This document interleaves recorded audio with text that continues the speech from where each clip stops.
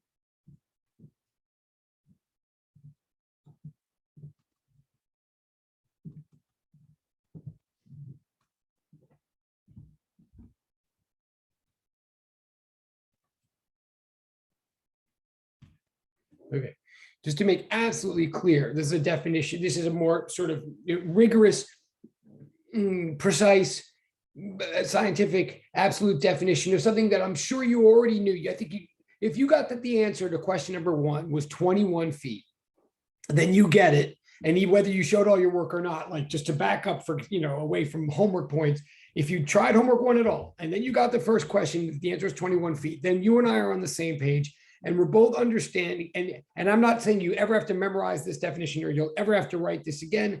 I'm just putting in the most absolute, precise, broad terms that I can, what you already have in your mind, that distance, when anybody ever asks you for distance in physics, it is ultimately what we call a scalar quantity. It's a sum total kind of quantity that does not take into account direction at all.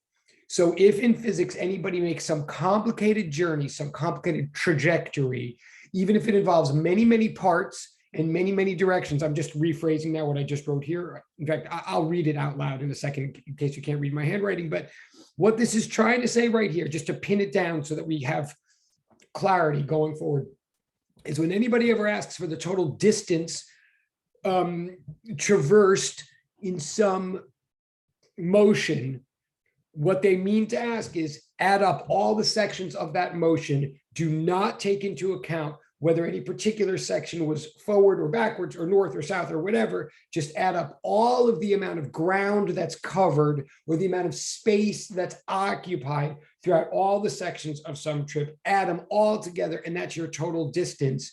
It does not take into account direction. It doesn't matter how big individual pieces are. It's just a sum total. That's what distance is.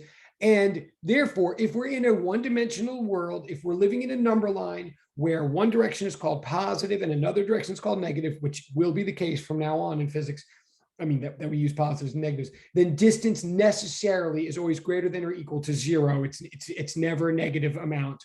And I know all of you got that. I'm just like laying it out to confirm and to be formal. So it's the total interval of space that's occupied throughout some complicated trajectory or journey. Excuse me, just handwriting wise. And I think I told you Monday that I use triple equal signs to mean equal by definition. So distance from now on is the total. I'm just reading this out loud in case you couldn't read my handwriting. Distance is the total interval of space occupied throughout some trajectory or journey or travel or trip, all of which mean the same thing in physics, even or especially if it is multi-sectional or multi-directional. Like that's when this concept comes into play. So even or especially when the trajectory is multi-sectional or multi-directional, then that's supposed to be a semicolon there at the end, just like a comment in the definition. The sum total of distance, so distance is a sum total, does not distinguish directions. Distance is always greater than or equal to 0. Okay, that's just like, obviously you all know that, but that's why your answer 21 for the first one is correct, right? Now I'm just changing the view here for a second. Hold on, sorry. Okay. But then we get, so that was question 1 in the homework. And again, please stop me if either this is too, and also, by the way, as we go, you can stop me if I'm going too fast ever, but also you can always put in the private comment, you're going too slow. Like I might not be able to listen to you right there, but you can always put in the private comment, I mean, the direct chat, you can write like, we got it, please move on. Like, cause I know there's many different people in the room and I'm trying to appeal to everybody and it's Zoom. So I have a tendency to, as you can see, you're allowed, I won't be insulted if you directly chat like, I think we get it. I think you can move on. Like you can do that. But anyway, question 2. Now question 2 gets us to displacement, right? All right, so, okay, I'm going to continue like I was doing yesterday. If I'm doing the homework, question 2, and stop me if I'm wrong, because by the way, I'm not looking at the homework sheet, just like I wouldn't be if I were grading your homework now, right? So, but I do have to remember, I believe question 2 is, what is the total displacement for the entire 8-second journey? And I'm assuming I've already drawn my diagram. It's already like on page 1 or whatever of your notes from yesterday, or, that I've already drawn the facts. But I believe question 2, and I believe it's called question 2, is find total displacement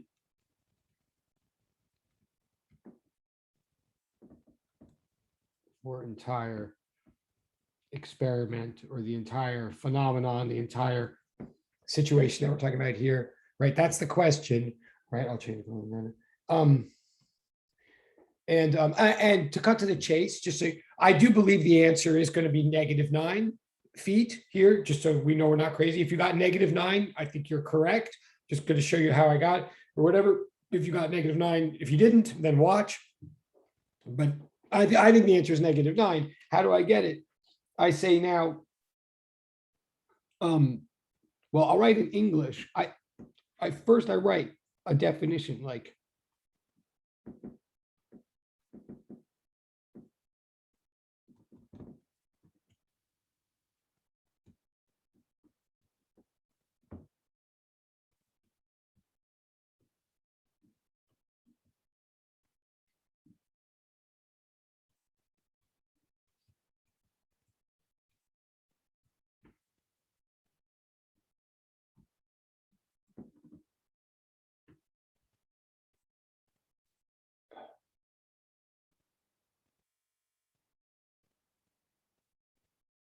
sorry.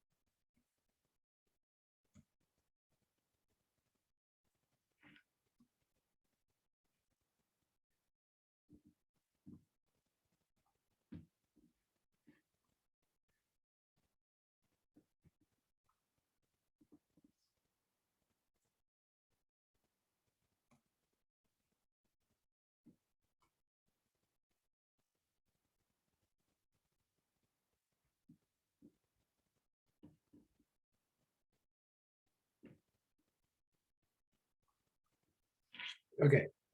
And I'm going to pause there for a second. Again, I understand that many of you did this homework like 3 nights ago, and that many of you might have just gotten this answer in like 1 second in your mind, and you don't think it's worth all this talking. And you may be right in some way. Excuse me. On the other end, I want to remind everybody that the physics will get faster and faster. I will take a long time at the beginning, and it will annoy some of you that I'm spending a long time at the beginning, because I really believe it's like piano lessons or learning Spanish or anything else. It's all about fundamentals. Like it's about learning scales, so to speak. The more we really get what's packed into all the comparatively straightforward stuff, the more we see what to do with the not straightforward stuff. Okay. So if you got this answer, you're good. That means you're understanding what's going on. You still might not have gotten all the points if you didn't follow all my annoying instructions, but like, obviously if you got -9, like we're good. There's no reason for you to be stressed. But conversely, I am saying like, this is how it needs to do work, right? Like notice the pattern again, like first I'm putting, and you don't have to change all these colors and stuff like that. I'm just trying to make it clear, but notice first I write the question, I wrote it in blue. Then I'm showing work, then I'm getting an answer and circling it. But notice what it means to show work. Showing work is like this like vague phrase that we've always used for years and years in science and math. And what I always thought when they said show your work, show your work, show your work, I kind of started thinking after a while that show your work meant prove to me that you didn't cheat. Like I thought it meant like show a lot of stuff, like to prove that you didn't cheat. It's not that. Like I know you guys aren't cheating. Like I mean, it's not time for cheating. Like why would you cheat on this? It's not that, and it's not force you. It's again, it's show the work for yourself. Show what steps actually very quickly went into the process of getting this easy answer, because what we're guaranteeing you is that those are the same steps you're going to use when you don't know what the answer is, right? I know I keep saying that, but notice there's a pattern to these steps. There's a pattern. And the pattern is that first, and I'm even going to write this because I say this so much and people don't.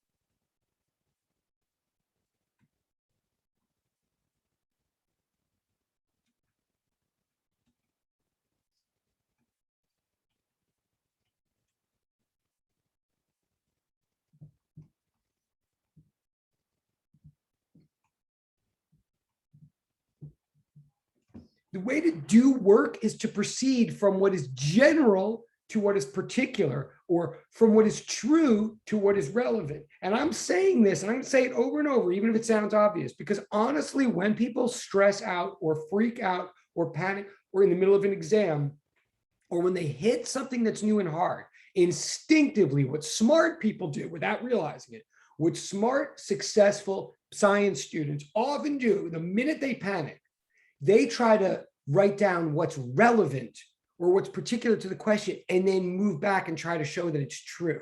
That's what people do when they panic. They try to write something relevant. Like they're like, oh, I don't know what this means. I don't know. I'm gonna write something that's relevant. And then they try to like massage it or like contort or freak themselves out until they make it true or accurate or right. What the deal, what we want to do, that's a hard habit to get into until you see it, is we always just want to start with something that's true, just true in general, and then make it particular and relevant, right? So like here, like I'm asked, what's the total displacement? What's the total displacement in this case? And I know, again, I know you all probably, although maybe some of you didn't, and I will show you in a second, but I think most of you understood it's -9. Many of you might have just pictured in your mind, you're like, okay, he started at 4 and he like total displacement, if you looked it up or you looked up the definition in the sheet, and I'm going to expand on it, by the way, because there's some, but like the definition of total displacement according to the sheet was, how much were you displaced and in what direction? Like what was the total motion, the net displacement that was ultimately resulting from all of these combined steps, right? In other words, what's a comparison between where you started versus where you ended up, not getting bogged down in all the intermediary overlap that might have happened. Like that's what displacement means. It means how much were you displaced. And I think many of you get that. You might not have ever cared that there was 2 different words between distance and displacement, but once you see those words, I think many of you were like, oh, okay, fine. Displacement is just like, sorry, someone's here. Displacement is like on net, how much was I displaced, and taking into account direction. Like I think you understood displacement could be positive or negative, depending on whether you went right or left or north or south or whatever we call it. And you're right. And many of you might have even just pictured in your mind, like, okay, so like he started in this whole problem. He started at the +4 and he did a bunch of shenanigans, and then he ended up at the -5. So he was displaced from 4 to -5. So he was displaced a total of 9 units. And oh, it was to the left, not to the right. So it was -9. Like, and that is the correct answer. And if anything like that went through your brain, you're right, and you do get it. And I don't want to talk you out of that. And I'm saying, right, if you just pictured it like he started at the 4 and he went all the way to the -5, and so it's -9. Like in other words, if he had started at the 4 and ended at the if he started at the 4 and ended up at the +5, it would be a displacement of +1, right? Like it's a matter of what direction was he displaced in. Some of you also might have been more careful or more rigorous or maybe whatever and thought, okay, the definition says final position minus initial position. So the final position was -5 and the initial position was +4. So if I'm actually following this like math, like final position minus initial position. So it's -4 minus a +4. That's what I've written down here. And that is correct. That strictly is correct. Some of you might have pictured it that way, some of you didn't, but it is the right way to get the answer. What I'm saying now, though, is even if you picture that really fast, if you're just like, okay, yeah, it's -5 minus 4, that's -9. I'm saying notice, even if that was really fast, what you had to do is you first had to know what displacement means, always, in order to do it. Then you had to apply the definition to these particular numbers. That's what it's called. That's a thought process. That's a proof. That's the work we're trying to show here. Always. So if you get ever to a question where you don't know what's going on, you're like, I don't even know what he's asking. Do the same thing. First, write down the definition of the thing that's being asked in the question. And then if you can't do that, if you're like, well, okay, he's asking now in this question, what's average velocity? So I have to write down average velocity is defined to be blah, blah. And then if you get stuck and you're like, wait, I don't actually understand what average velocity is. Well, now you know what to do, which is look up average velocity, right? It always goes like this. There's always something to do, even when you don't think you know what to do. Anyway, I'm over talking this, but the answer is -9. Notice the answer is negative. Distances cannot be ever negative. Displacements can be negative or positive or zero. For a given journey, the displacement is always going to be less than or equal to the distance. You might even want to write that down, right? For a given trajectory, the total displacement and the total distance are not necessarily the same thing, as these first two questions show.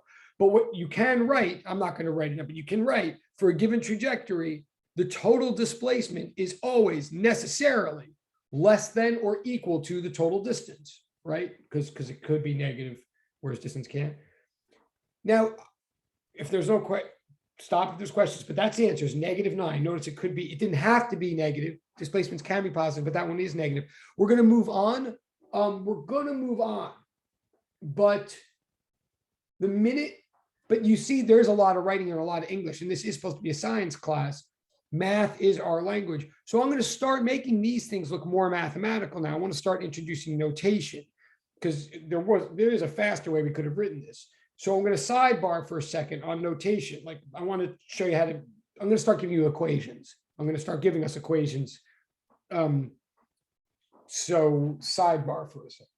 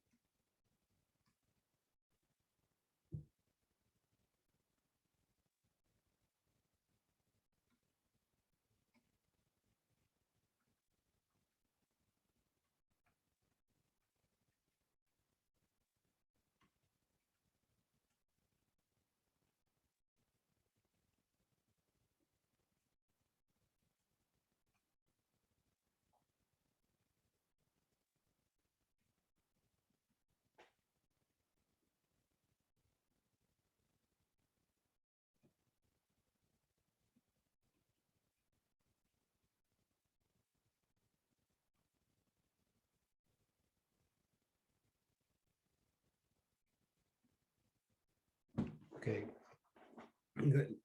Like everything physics hopefully always starts off obvious and then moves mathematically. Like hopefully everything we're saying in the first few days, I mean, not obvious, but hopefully, I don't want anybody to be bored, but right now, hopefully you're slightly more bored because things are clear than you are excited because things are confusing. Hopefully things are right. These are things like you sort of already knew, but we're just trying to package and put into an organized form so that we can move to the things that we don't know, right? And everything in physics is supposed to be always baby steps from things that we already agree on and know. There's never supposed to be any rabbit just popping out of a hat in physics, even though it feels or can look that way. We're never just like claiming something.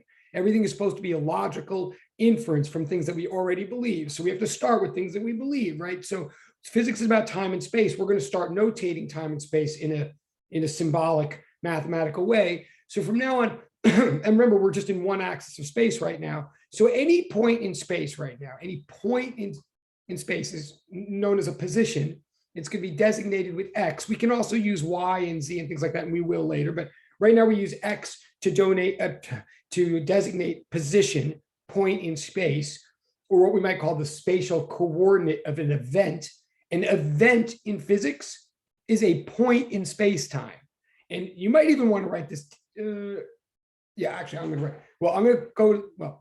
to write that down on the next page in a second, probably. But an event is a point in space-time. An event ultimately in the world is a four coordinate. It's not an ordered pair. It's a ordered quartet.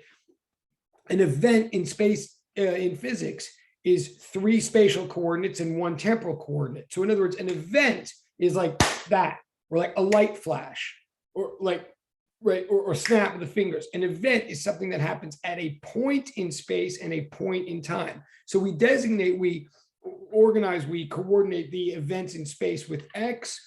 And we think of X as some value along an X axis that has a specific zero that we choose, but then we stick with, and it has positive values on one side and negative values on the other, i.e. a number line. And then T, lowercase t, this is kind of important, lowercase t, we use to designate the time of an event. Now, time meaning an instant, a moment, just like X is a position, a point in space. T stands for a certain moment or instant or point in time.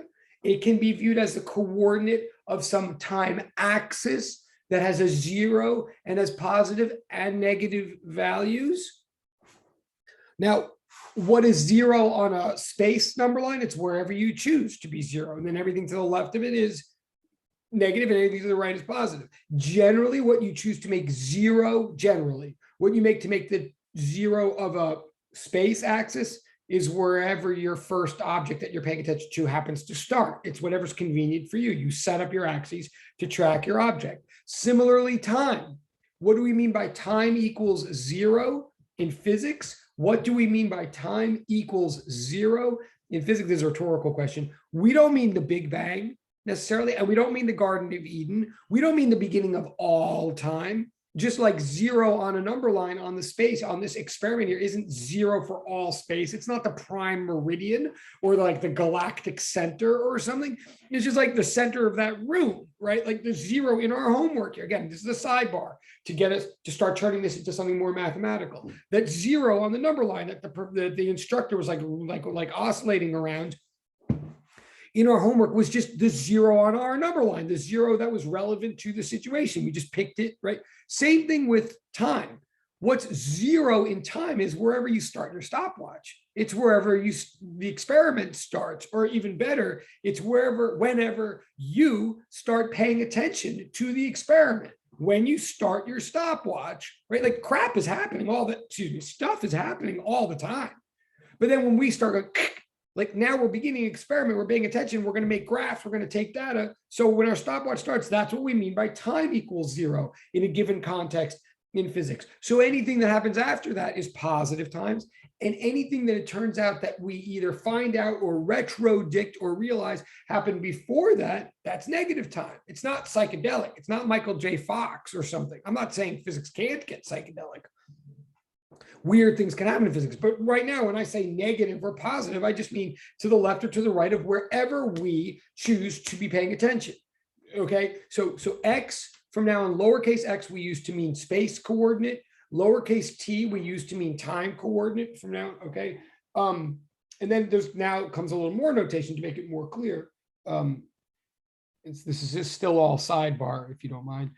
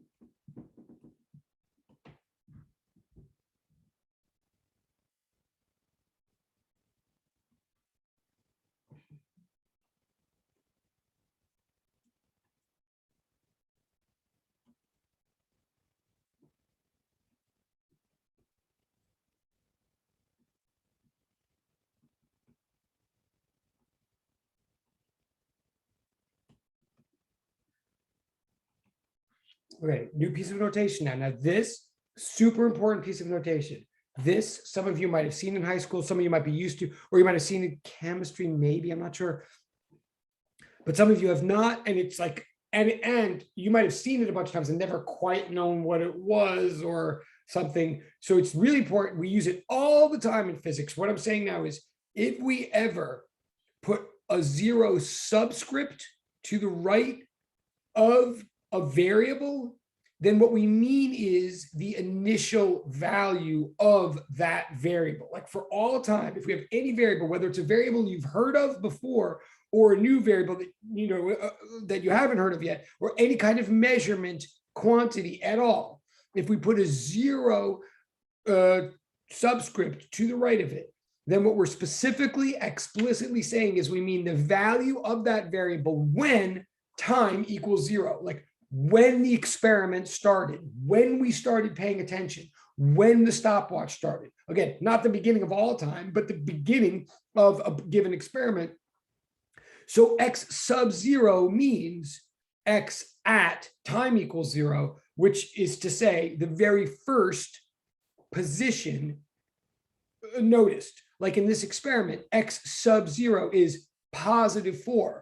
Because from the moment we were paying attention in this experiment, the instructor happened to already be at place +4. You might ask, well, why didn't you just set it up so that he started at 0? We could have, and we generally would. Honestly, if there's only one object that we're studying, we would probably set up things and move things around so that wherever he started, we did call 0, but we don't have to. We set things up to make things the most convenient possible. And frankly, if there's more than one object in an experiment, you can't do that for both objects. So things are, whenever the minute you start paying attention, you necessarily call that t equals 0. Whatever the values of any variables are right at that moment, we put subscripts, we call them the initial values. So I'm saying, for example, we haven't learned about velocity yet. I'm not saying I have a definition of velocity, but velocity is going to come up in this class. Whatever the value, and we're going to use a v to designate it, whatever the value of v is at time equals 0, we write v sub 0. We call it the initial velocity. And similarly, squiggle, I have the squiggle line. That just means anything you can think of. I'm just trying to be clear. Anything you can think of. If you put a 0 next to it, then that's the initial value of that anything. Also, I should have written.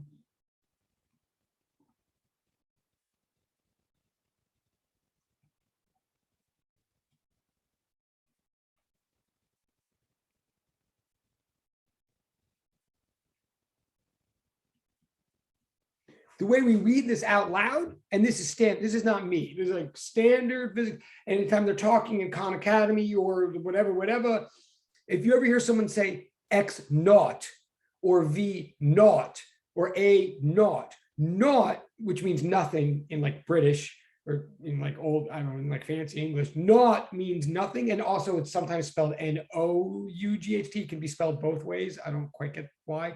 But it means nothing. And that's the way we read out loud this symbol. Whenever from here on, and if I have written down X sub 0, I'm going to read it out loud as X naught. Like I'm going to start forgetting after all that. That's just like the way. So X naught means initial value of X. V naught means initial value of V. The value of V when t equals 0. Okay. So that's a piece of note. Again, some of you know it, but you have to know it to do physics. So if you already know it, I apologize for boring you, but if you don't know it now.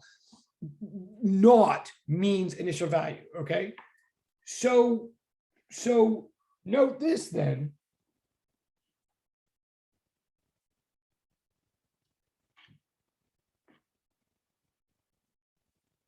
Good.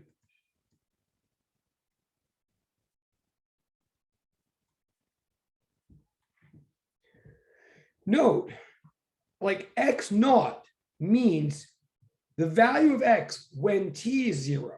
So X naught is not necessarily 0. X naught does not mean 0. Like in fact, here in our case,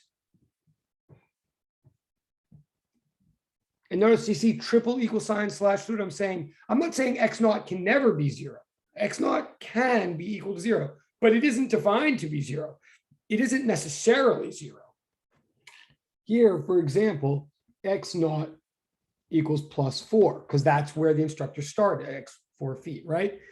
But notice this, on the other hand, yet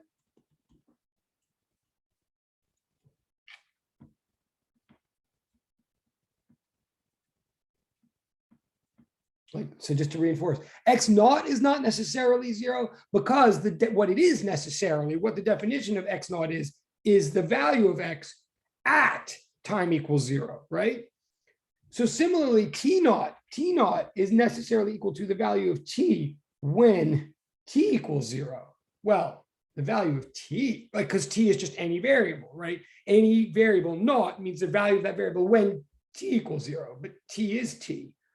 So the value of T when T equals 0 is, of course, necessarily 0. So T naught actually is always 0. You see that? And that's kind of important. You're going to see when we get real equations, which are coming momentarily or soon. Like with X naught, you got to leave it as X naught. You can't just cross it out and assume it's 0. It could be 4. But T naught, well, that is always 0, because it means the value of T when the experiment started. And that by definition is 0. So just note that when we do equations. In fact, yeah, I'm going to just, as long as I'm doing this now, let's get some equations going here. Again, it'll probably wake up some of the people that are like, yeah. But so I'm still in a sidebar here. I'm turning the English, your sheet number line was a couple of definitions in English of concepts like distance versus displacement. And I'm saying in English, distance is total ground covered. Displacement is final position minus initial position. Well, we can start turning these into mathematically symbolic things now.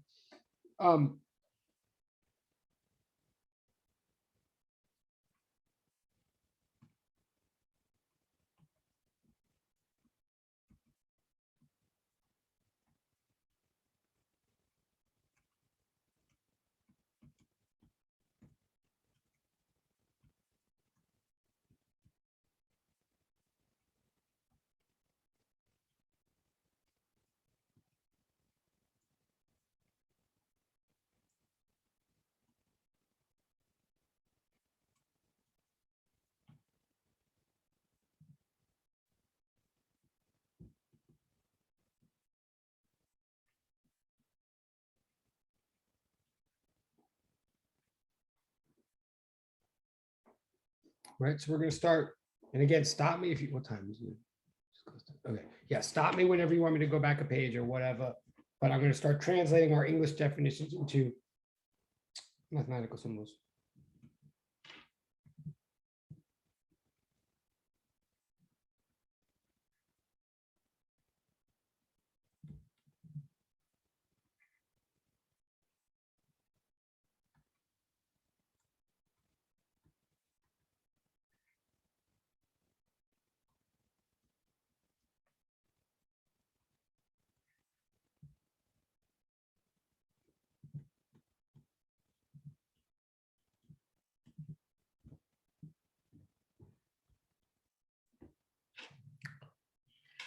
Right, from now on, whenever I say displacement, just the difference between where you ended up and where you started, taking into account negative signs, I'm going to just write that from now on x minus x naught, right? Because x is what any position you are at any moment at the end of when you're looking at some experiment or some sub experiment.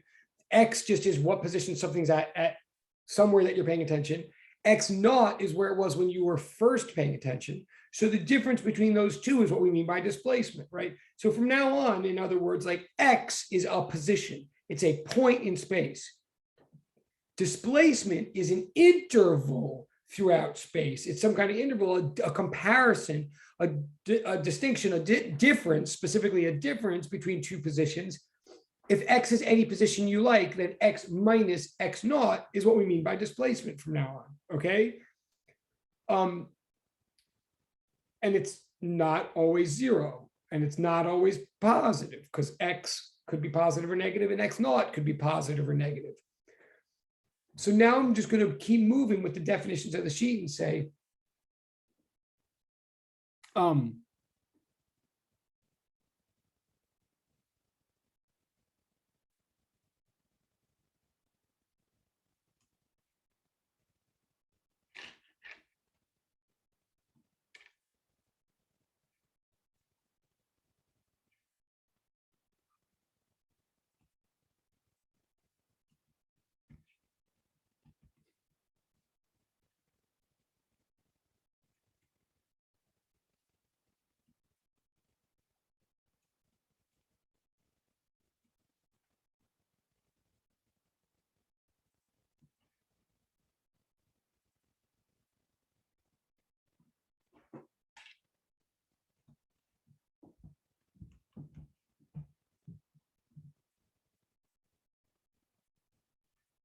okay, I'm kind of slightly skipping here.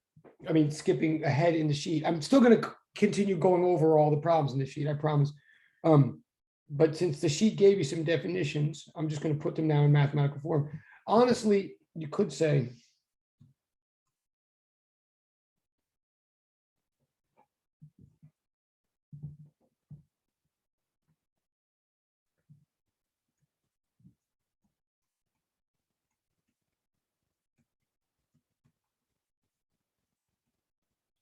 okay, a couple of things.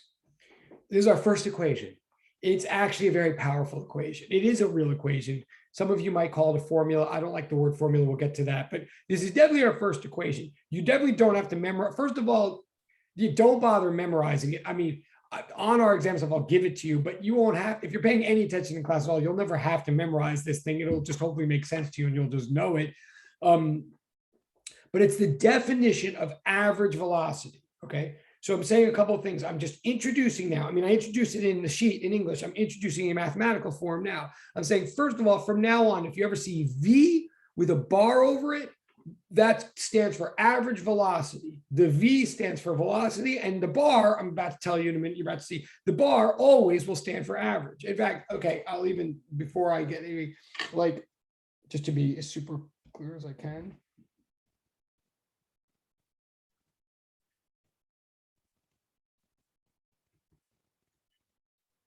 Okay, always, if you have anything, A, V, F, a variable you've heard of, a variable you haven't heard of, if you put a bar over it in physics, that means the average value of that variable.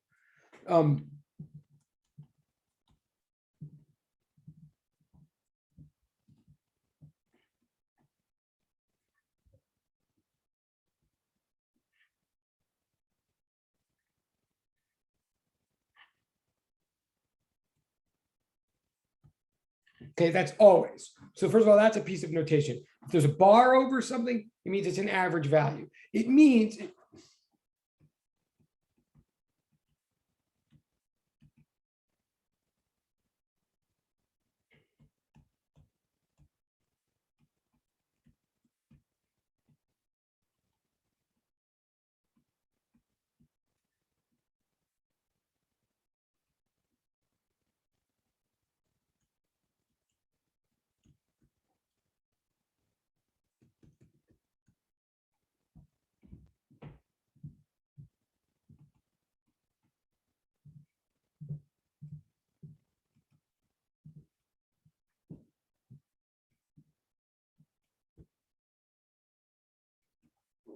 okay, just to also be clear, whenever we take an average in physics, that necessary, if you take an average of values, whether it's exam scores in a class or average of velocity over some interval, it assumes already that you have multiple values of some variable, many, many values, and i.e. you have a whole string, a whole interval, a whole segment, a whole region of values, and an average is one number that applies to the whole region. Important distinction.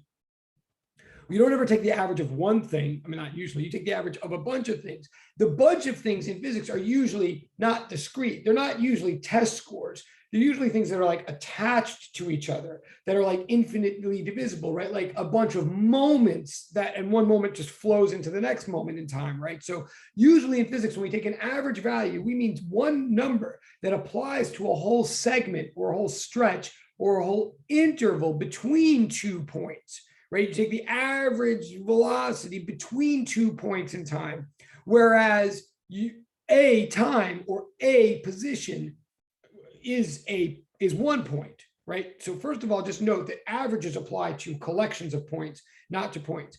So anytime you see a bar, it'll mean average, and it means you're looking at a whole interval between 2 points in space and time. Specifically, if you take average velocity, you might say, well, what is velocity? We haven't even defined it yet. I'm defining it right now. The definition, like I'm defining velocity in the context of its average. Average velocity now literally is defined. Notice there's a triple equal sign. Average velocity is, for some interval, is how far you were displaced per how much time it took. The units, I should say, the units are meters per second, because the units of space are meters and the units of time are seconds. So the average velocity is just the simplest possible ratio, the simplest possible relation between the two things that we're looking at, space and time, right? And they're both giving equal weight in this ratio. It's just like the space per the time. We could have put the time on, we could have defined average velocity to be time per space. And it would all work out. All of physics would work out. The only difference there is if we did that, then the more time you covered per unit space, the smaller fraction we get. So smaller numbers would be faster things rather than the way we do it, which is we like to give bigger numbers to faster things. That's just a choice. And the truth of the matter is, if you're a geologist, if you're like of a certain type, and the truth of the matter is, if you study like for a living, like plate tectonics, like continental drift, like the rates and motions of like continents as they eke an inch across the surface of the earth at like phenomenally like glacial epic, like really slow speeds. The numbers are so preposterously small. It's like continents move like 0.0000001 millimeter per like year, or not even like per millennium. The numbers are so ridiculously small, and they're all these tiny fractions, that it's actually much more convenient, instead of talking about relative fastness of continents moving, it's actually more convenient to flip all those numbers and talk about comparative slowness, right? Instead of talking about 0.0000001 inches per thousands of years, you could just flip it and be like, it took thousands and thousands of years to move this 1 millimeter. So the amount of time per distance is this for a continent, and we call it slowness instead of fastness. It all works out exactly the same. It's just a choice, right? All I'm saying, but in our world, it's a lot more, we find it more convenient or relevant to study how fast things are going. So we like setting it up so that higher fractions, higher numbers mean faster rates. So we put the space on top of this fraction, we put the time on the bottom. That's all it is. It's the simplest possible ratio of the two things, relationship between how you're navigating through space and how you're navigating through time. We put one over the other and we call that average velocity. Average velocity. It's not velocity, it's average velocity. It's a definition. And then, you know, and it's perfectly fair, like it's treating the space and the time the same way. But notice, because of the note I made before, if you put x minus x naught over t minus t naught, the truth is the t naught is always 0. So we can always drop that. And we do always drop it. And we ultimately say as an equation or as a memory, you know, that average velocity is displacement over time, x minus x naught over t. And just recognize it's still a symmetric relationship. We're just like saving ourselves a hassle by leaving off one of the unnecessary t's, but it's still perfectly balanced.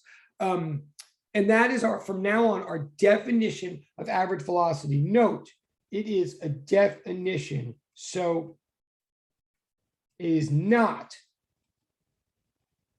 from discovery. We never discovered that the average velocity of an object is always its displacement per its time. No, we just defined it that way. So if this is ever right, if you ever understand this, then it's always right.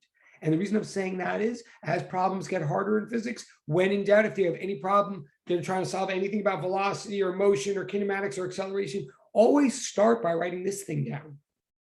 Because including in the homework 2, well, including in homework 2, even where the problems get a little harder than they might look, this thing is always right. Therefore, it's always worth points to write down first when you hit a wall on an exam. If you write this thing down, it's right. It might not get you the full answer right away, but it's always right. And hint to, well, you'll see, but like in homework 2, sidebar for people who are getting bored, sidebar for people who are getting bored. In homework 2, and we'll get to it, I'm going in order, but just to keep you listening or whatever, you know, there's that problem where you go up the hill and then you come down the hill, you go up the hill at 40 miles an hour, and then you come down the hill at 60 miles an hour. And the question asks, what's the average? In that case, it's speed, not velocity, but very similar thing. It asks for what's the average speed if you go up at 40 and come down at 60. Just as a teaser, I'm just going to say right now, and remember, you can always re-upload the homework and correct it. You can always rethink it. You can always get more points, but just to keep everybody paying attention to how important and real these definitions are. If you tried homework 2 and you did that problem, I think it's called hill figure, right? Where Papa Smurf or something goes up a hill at 40 and then comes down the hill at 60. And you're asked what's the average speed for that entire round trip. Just so you know, the answer is not 50. And it's not a trick question.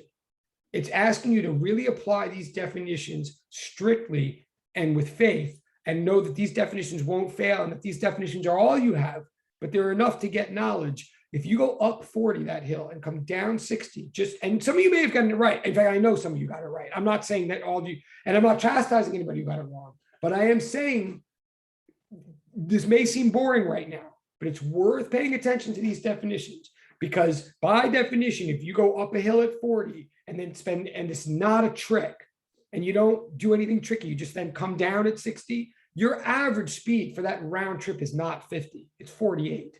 And we'll get to that, but you might want to, in the back of your mind, want to think if all this is just seeming too, or if you already did get 48, good, awesome, go have a cup of coffee. But that's for homework 2, sidebar, just to keep you. So now I'm going to go back to homework 1 now, but this is our first equation. It's a real equation. It's not a formula. It's not like PV equals nRT. This is a definition. That's why it's true. If you can understand it at all, then you understand it completely. There is no black magic to this, but it's super powerful. So it's what average velocity always means, and it's the only thing average velocity means. Okay, I'm going to go back to the homework now. I apologize. And again, things will go faster and faster as we go, but you see how it is. Back to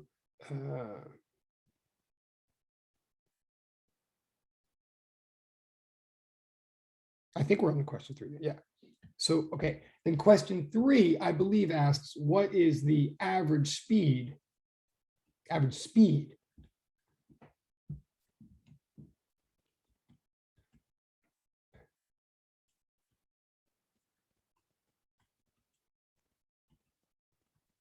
Now notice, okay, so right, and stop me if I'm wrong. I believe that is question 3. Is maybe you even want to confirm that I'm right in the chat, and I'm going to put up a portal for people just like answering my questions like that. There's definitely going to be a game portal for that. I just haven't done it yet, but yes, thank you. That's Lakshmi right there. That is points. That's going to be points as soon as I put the portal. And remember, honestly, say I put the portal in tonight or Thursday, she Lakshmi, and I think there's others I'll see in a second. That's the kind of portal that I would put up and you would have till October 1st to do. So I'm not yanking anybody's chain. Like I literally going to put up a portal for like, I don't know how I'll phrase it, but like answering my desperate questions when I'm looking for human confirmation, whatever it is. And Lakshmi, if she just screenshots that out, she could totally submit that. Even though the portal's not out yet, the portal will be out in a couple of days. She's got till October 1st to put that in, and then I'll be like 8 points or something, just so you know. So thank you, Lakshmi, and thank you. Wait, someone else did it also, and thank you. Oh, Jayla. Oh, and Alyssa. I'm sorry, or maybe Alyssa was from before, but same thing, same idea. So thank you, Alyssa. Thank you, Jayla. Thank you, Lakshmi. I think I'm saying the name right now. I think. But so this is the correct question. Now it's asking average speed. Just like there was a distinction between distance and displacement, there's a distinction between speed and velocity. And then you might even notice that when I just started getting mathematical here, I got mathematical with the more fancy words. I kind of gave mathematical notation for displacement, and then I plopped it on top of time, and I called that average velocity. I got mathematical with those for a reason. Those are what I'm going to write this down in a second. Those are ultimately the more important or more precise quantities in physics called vector quantities, but they're built from quantities that also matter in physics known as scalar quantities. Okay, I'm going to write it right now, as a matter of fact. Well, I'll answer this question and then I'm going to write all this, but because it's enough sidebars. What I'm saying is this: distance is to speed as displacement is to velocity, right? Like distance is just like the raw amount, but then displacement is that amount of space taking into account direction, right? Average speed, I'm going to write this down in a second. Average speed is total distance over time. It's just raw amount over time. So the whole package of average speed is just a raw amount. It matters in physics. It is a relevant quantity in physics, average speed.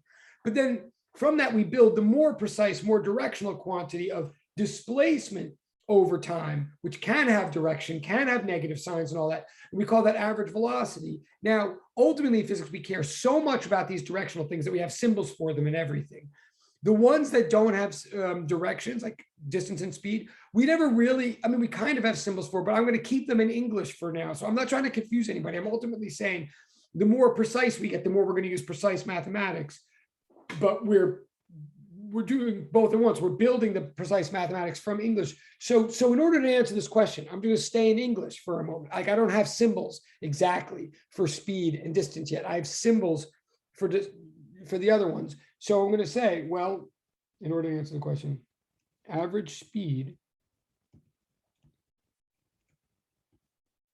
is defined to be total distance over total time. I don't really have symbols for that. I probably could use like absolute values and X and X naught. And if you could figure out a way, that's cool. But basically that's the definition, right? So then here, then I apply it to here.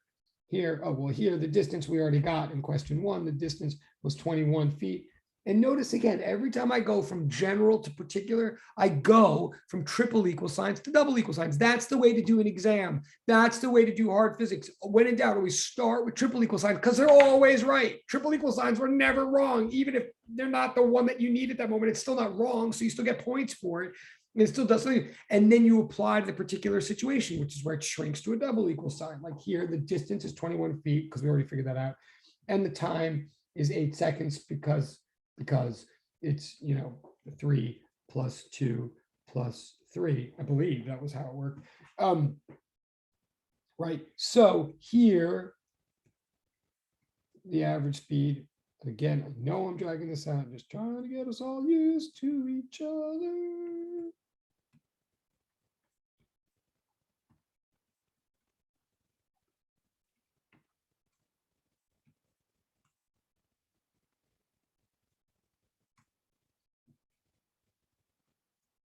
This is our answer. And sure, yes, you're all scientists, we're all mathematicians. Sure, you could try to reduce this.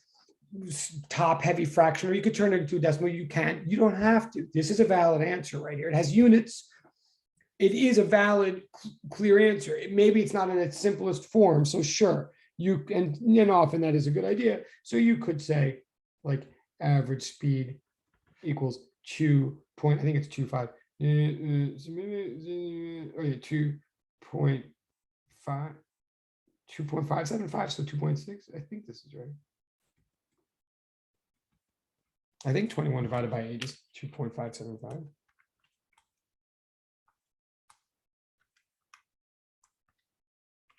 Oh, see, oh my God, I'm so embarrassed. I should be fired right now. Thank God for tenure. Right. And oh, yes, thank you. Oh, thank you, Charlie. I didn't see the time, but that's totally points for that. That goes in some portal, definitely somehow. Thank you, Charlie. And yes, I agree. And maybe he was even correcting me, which thank you. Yeah, I mean, I didn't catch it, but yes, I did make a mistake. I originally wrote something wrong. It's 2.625, absolutely. And you can write this answer in either form. You could write it like that. You could write it the other. You could reduce it to one significant digit. Like you could write 2.6. It's fine. We'll talk about how significant digits work as they arise. The bottom line with significant digits is I'm not strict or concerned about them unless it's in the lab portion of the class. Significant digits are about experimental data, and they really do matter there. But in this stuff, you basically just put, if there's only 3 digits and then it's all zeros, you might as well put them all. If the digits go on forever, just chop off the digits to the maximum number of digits that the problem involved. I'll say that again as we come to it. But yes, so you could write 21 over 8. You could write 2.625. You could write 2.6. That is the average speed. That's the answer to question 3. And thank you, Charlie. And I mean that for real. Okay, we've got like 12 minutes. Okay, so we're moving. So that's right. And that's how you do it. And again, I know I'm saying a lot about very little, and I'm asking you to write a lot about very little. Maybe not as much as I did, but the basic idea, right? And again, you can get every answer wrong and get all the points as long as you're doing this procedure. Conversely, you could get every answer right and get none of the points if you don't do this procedure. It's about the procedure. It is about knowing what to do when you don't know what to do. And right now, most of us probably know what to do. So most of us are probably tearing our hair out like, yeah, Robert, can you please move on? So I will. And I keep saying that, but there are also some of us in the class who are actually just clutching on, possibly even just because of a language barrier. So let me also say, I talk fast and I hate boring people. So if every time I say like, oh, you're all bored and but you're sitting there thinking like, no, I'm not bored. Actually, like what's going on here? Like, I'm losing it. Don't worry. And you can privately tell me that. Don't feel stupid or don't feel like I'm just worried about, I just know at this point that some people have had a lot of English in their lives and a lot of physics classes and want to get on with it. But if you're barely clutching on, that does not mean that you're doing anything wrong. And it doesn't mean you're going to fail the class. And it doesn't mean you should be embarrassed. It might mean that I speak English too quickly. It might mean a whole host of things. But tell me a private chat if you want me to slow down or go back to another page or something like that. Okay? All of you. But all right. But other than that, I'm going to go on to question 4. But it's not a race. I'm just a nervous talker. We just have to only get to what we get to. So don't ever worry about slowing the class down with a question about the class. I mean that to all of you. Do not worry about slowing the class down with a question about the class. That does not slow the class down. That makes it a class. I talk fast because like I'm nervous. Okay, question 4. Or like, as a nervous person, I mean, there's nothing to be nervous about here. But all right, so question 4. Question 4 is, I believe, what is average velocity for entire. So now that we have notation that's building, so now it's asking average velocity. Oh, I meant to do, well, I'll do the sidebar in a second. Now it's asking average velocity. We have notation for that. So I'm going to start using it. I mean, I'm not trying to make my life complicated. So in other words, I could have just written like this one is saying, like, that's the question. What is the average velocity, right? That's the question. What's the average velocity for this experiment, like given these certain facts? So what do? I start with a triple equal sign. I start with what average velocity is in general. So I write, if I'm like solving it, I write, well, average velocity in general is this. You might have done this in your homework. You might not have. You might have known this equation. You might have realized that that's what I was saying in English. You might not have, but I'm saying it now. But it's triple equal sign. Average velocity by definition equals displacement over time. So then here, this we already established was -9 feet, and t, the time for the whole thing is 8 seconds. You could say like this if you want. Right.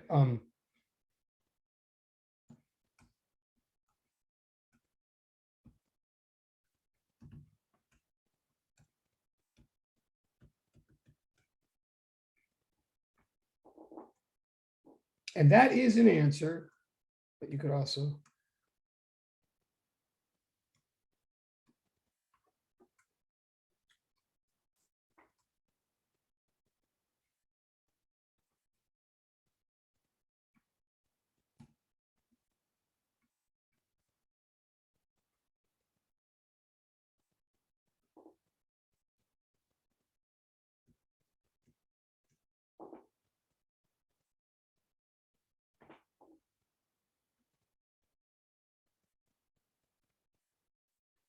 right. And again, you could redo. So either way, it's fine. They're both legitimate answers. Notice though, the answer to this, and I know we're starting to run out of time. We got like 7 minutes. Notice this is a negative answer. Velocity in physics can be negative. Again, that is new to some of us, or even if you did hear that in high school or something, it was probably new when you first heard it. It's kind of weird. Velocities can and often are negative in physics. When you have a negative velocity, it doesn't mean you're like Michael J. Fox. It doesn't mean you're going back in time. It just means you're going back in space. It just means you're going in a negative direction. Like, so in your car, if you ever drive or if you're ever in an Uber or whatever, what they have on the dashboard is a speedometer. They have a speedometer, right? Whether it's digital or analog or a needle, right? They're showing you in the dashboard of a car, if you ever look, the speed that the car is going, right? So the car is parked, it's at 0, then the car starts driving, and so then the needle says like 40 miles an hour, or the digital readout says like 40 miles an hour. And you notice it says 40 miles an hour, whether the car is going like north or like uptown, or then the car turns around and is going south, downtown, and the thing still says 40. It isn't only telling you your speed, it's telling you on average, if you kept doing that for an hour, how many miles you get. And it doesn't care whether you're going north or south. So that is a speedometer, a speedometer. If it were attached, now years ago, I would say this in this ridiculous way, like imagine if there was a compass in your car that was attached. Can you imagine if there was actually a compass that actually knew whether you were going north or south while the speedometer read out? And so now, of course, that's what I used to say, but now it's like, yeah, it's called GPS. Like, what's the big deal? So imagine you have GPS in your car and it's attached to your speedometer. Imagine that the GPS is registering whether you're going forward or backwards, or whether you're, north or south. And so then imagine that whenever you're going north, the number's read positive. Like, there's no reason they couldn't do this. And for some like nerdy guys like me, maybe they want to do it. If when you're going forward, instead of saying like, well, if it's dead like positive 40 while you were going north at 40, and then if you turn around and started going south, if it said negative 40, or frankly, if it just said 40N or 40S, like then that would be a velocity. It wouldn't be a speedometer anymore. It would be a velocity-o-meter. As long as it was telling you how fast you're going and the direction you're going, it would be telling you your velocity. And the easiest way to do that would be with negative signs. The negative signs just mean that opposite direction of positive direction. They don't mean anything weird. So it's not weird to have negative velocities. It just means velocity in that direction. Okay, and that's the answer here is -9/8 feet per second, or -1.125 feet per second. Feet per second. Sorry. Where's Charlie on that? Correcting. Sorry. Yeah, feet per second. Okay, distance per time. And we have like 5 minutes. Before I go to the very next, and we're just going to keep doing this. Again, I hope you understand, and I will catch up with you. So you're not going to have new homework this weekend. If you've done already, if you've done homework 1 and homework 2 and the train of thought thing, which was different. If you've done all those three, fantastic. Now you got time to sit back and let me go over them, or you could start correcting them like next Monday. Or if you haven't, you have time to catch up this weekend. I'm not going to give you new homework. I still have 4 minutes, but I'm just saying, like, you know, we're going to keep going like this, and hopefully it'll go faster and faster. And hopefully you'll see more and more things that you didn't see before. But this is like the routine of the class. Okay. I mean, this is like, it's not PowerPoint. It's not for good or for bad. I don't know whether you call this a lecture or a recitation, or you call it an after the fact lecture rather than a pre-lecture, but this is, you know, hopefully it's going to get more interesting to many of you, but this is what physics is like. And again, it gets thicker, and the material gets thicker and more mathematical, but that's why we lay the groundwork down now. So one last thing I want to say, so I'm not even going to do the next question yet. We just will on Monday. Yeah, we have class Monday. And there is another game assignment due tonight, of course. And if you see any other games pop up, like answering the question, then you know what I'm saying. But one thing, just to put this in perspective, one last page.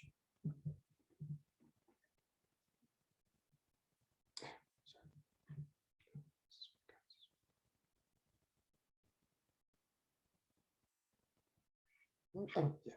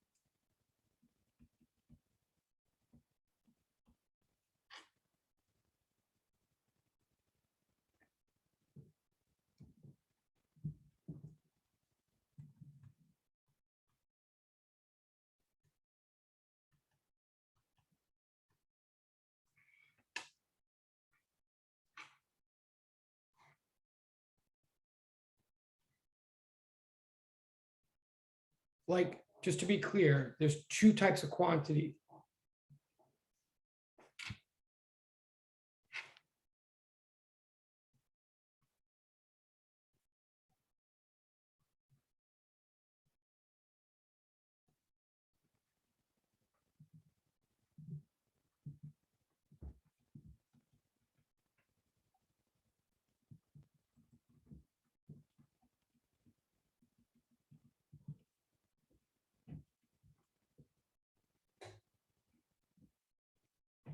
Okay, and this is the end of class, but just saying, in physics, there's scalars. Oh, sorry. Oh, cool. That's awesome, Jayla. That's great. I hope everybody just saw Jayla's thing in the chat. I mean, it's not for me, it's for you guys, but that's great. Thank you. And I'm done. I'm just saying, two types of quantities or measurements in physics. Vector quantities, which we're going to get more detailed with, and scalar quantities. The scalar quantity is like the absolute value, the absolute magnitude, the absolute size of its corresponding vector quantity. Vectors take into account direction, scalars don't. And so distance is the scalar of displacement, average speed is the scalar or the absolute magnitude of average velocity. That's all I got. So I'm going to wait for 2 minutes if there's any questions or any issues, but thank you guys very much. You are awesome. Keep on keeping on. And yes, so goodbye and thank you. And I will start returning more of the homework. Thank you very much. And I'm going to stop. So if there's questions, you can think, bye, but you can go. I think it ends now, right? Yeah. Yes. Thank you. Okay, cool. Thank you guys. Thank you. And I'm going to stop the recording because